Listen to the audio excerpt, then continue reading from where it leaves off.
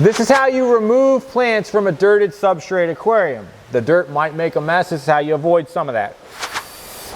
Get a good siphon started. I've got a siphon started. And then what you want to do, and this is actually a bit too much siphon, a smaller diameter tube would work, but this will keep it up. When you pull it up, you can see the soil is coming up out of the substrate, but it's going right into here.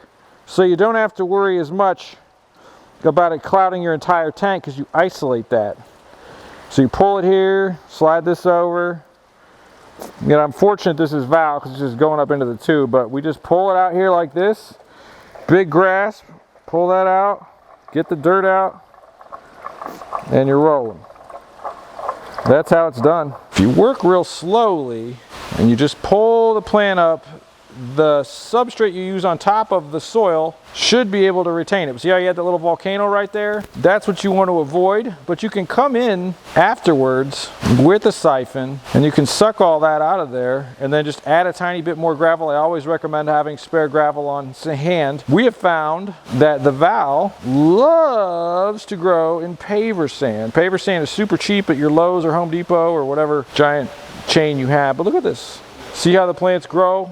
With the substrate, you can tell they're well fed, they're sending off runners like crazy.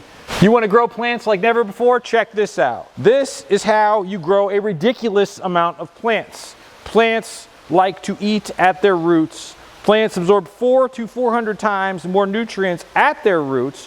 So if you feed them at their roots and you feed them where they eat and you feed them what they eat, they will grow like crazy. I can't give you a better example of root feeding plants growing like crazy than a 125-gallon tank chocked full of VAL that I have to rip some out to make room against the glass, okay? This tank is rocking, this tank is rolling.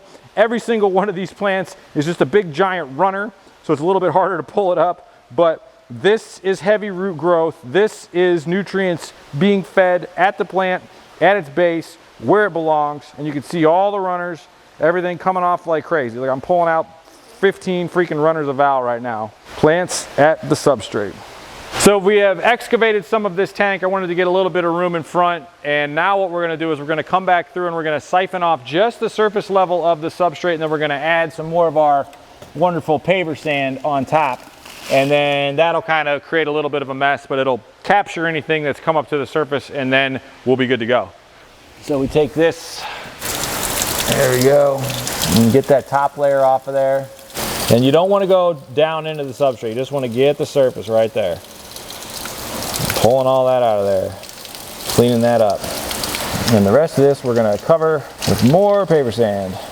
And this tank hasn't even had a water change in a while. It's going to go nuts when I give it a big old water change. And that was not rinsed at all, but it will settle out.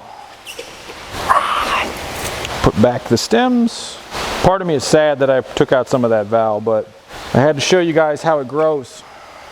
And this is your post-water change wipe down of 125 gallons of pure VAL, baby. It's that moment of zen after you do a water change when everybody's happy, everybody's purling, the sun typically comes out as soon as we do a water change on this tank. Gave it a little bit of room up front. Super happy with how this is going. In fact, it literally pretty much grew while we were at it here, but I'm going to continue to cut this and keep it about that far below the water line just to give it that better look. Who knows, maybe we'll let it grow full, but love the way this tank is looking. It's actually a little too tall for my liking, but VAL tank is rolling.